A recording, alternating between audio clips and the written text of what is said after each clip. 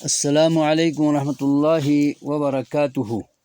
محترم سامعین، خواتین و حضرات، اجالا چاندنی امید اسلامک چینل سے آج میں دوسری دفعہ آپ کی خدمت میں پیش ہو رہا ہوں۔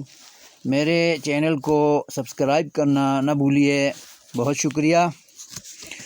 آج سورہ بنی اسرائیل کی آیت نمبر 9 اور 10 کی روشنی میں جاوید احمد غامدی کے اور اس کے ہم نواؤں کے باطل عقیدہ انکار تخلیق دوزخ کے سلسلے میں رد پیش کرنے جا رہا ہوں۔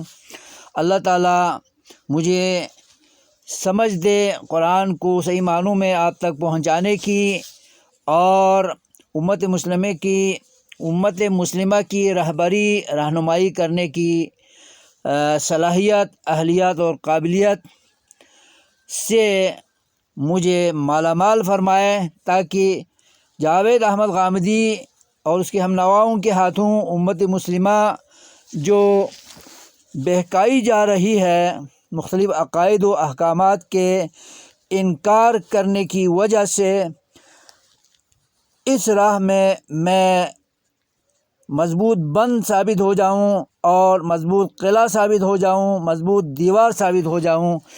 آمین یا رب العالمین۔ تلاوت سماعت فرمائیں۔ اعوذ باللہ من الشیطان الرجیم، بسم اللہ الرحمن الرحیم۔ ان هذا القرآن يهدي للتي هي اقوم ويبشر المؤمنين الذين يعملون الصالحات ان لهم اجرا كبيرا وان الذين لا يؤمنون بالآخرة اعتدنا لهم عذابا أليما۔ محترم سامعین، سورہ بنی اسرائیل آیت نمبر 9-10 میں مومنین اور کافرین کے عملی و اعتقادی کردار کا تقابل پیش کر کے پہلے اللہ نے بتایا ہے کہ جو انسان قرآن کریم کو مشعل راہ، مشعل ہدایت بنا کر اس پر ایمان لا کر اس کی تعلیمات و عقائد اور احکامات کے کاربن ہو جائیں، تو یہ قرآن اپنے اوپر کامل ایمان رکھنے والوں کو جنت کی صورت میں بڑا اجر اور صلہ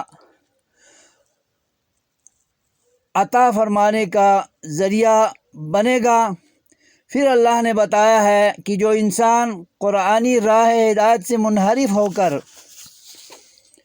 قرآن کی ایمان بالآخرہ کی دعوت کو ٹھکرا دیں گے، تو ایسے انسانوں، منکرین اور قرآن کے عقائد و احکام کے مخالفین اور تصادم کرنے والوں کے لیے اعتدنا لهم عذابا علیما فرما کر ان کا انجام دوزخ ہونا واضح کیا ہے۔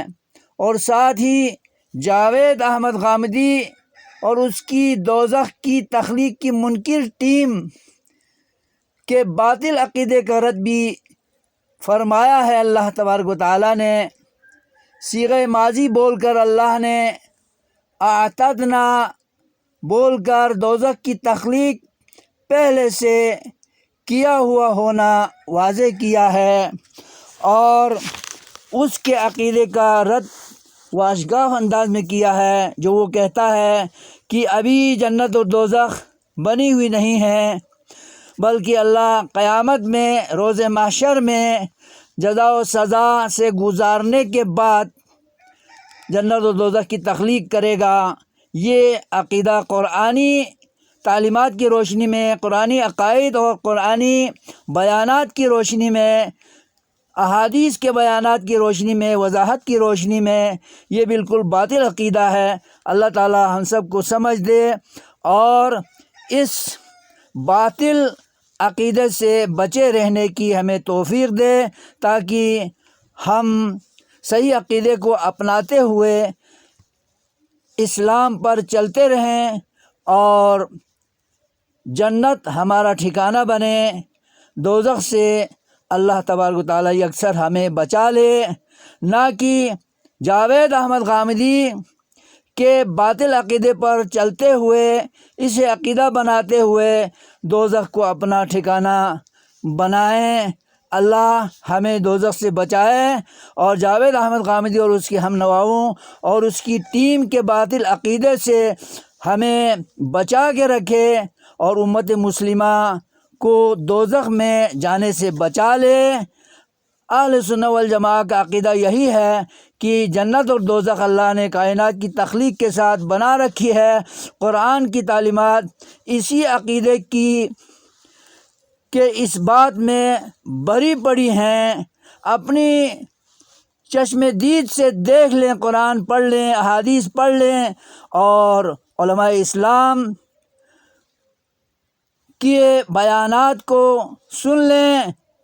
جاوید احمد غامدی نام نہاد اسلامک اسکالر ہے، یہ قرآن کی دھجیاں اڑا رہا ہے، قرآن کی تعلیمات سے تصادم کر رہا ہے۔